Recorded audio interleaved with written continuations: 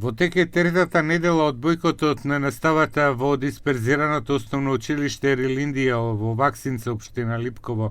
Просветниот инспекторат донесе решение по воредниот инспекцијски надзор, без да дадат детали за што, објавија дека откриле неколку неправилности, кои што се евидентирани во записникот. Наредено е да се отстранат утврдените неправилности во рок од 8 дена и да се преземат мерки со кои се регулира воспитно-образовната дејност и професионалното однесување на наставниот кадар, како и да се преземат соодветни законски мерки во врска со постапувањето на наставник за кого е утврдено дека не постапил во согласно со одредбите од Законот за наставници и стручни соработници во основните и средните училишта и со утврдениот етички кодекс. По истекот на рокот од 8 дена, дирекцијата е должна најдоцна во рок од 3 дена да го извести инспекторатот за преземените активности и обемот на спроведување на изречените мерки.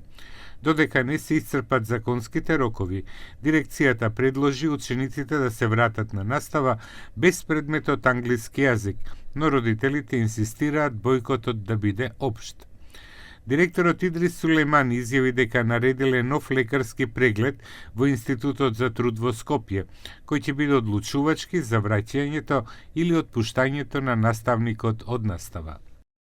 Наредивме задолжителен лекарски преглед со воредна здравствена комисија за испитување на незината способност за извршување на работните обврски во надлежната здравствена установа при основната образовна служба Институт за медицина на трудот во Чаир.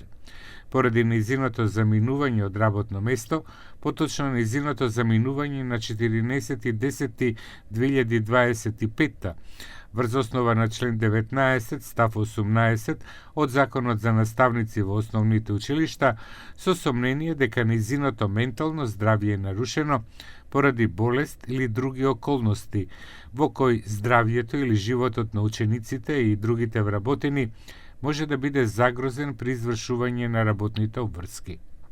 Управата на училиштето врз основа на записникот од Просветниот инспекторат од 2.2.2026 ја задолжува наставничката СС да се подложи на систематски лекарски преглед и во случај на одбивање на оваа наредба, управата вели дека нејзиниот работен однос автоматски ќе престане, согласно член 20 од тој закон.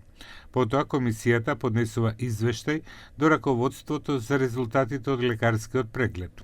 Сепак, овие бирократски процедури остави околу 100 ученици од основното училиште без часови трета недела поред.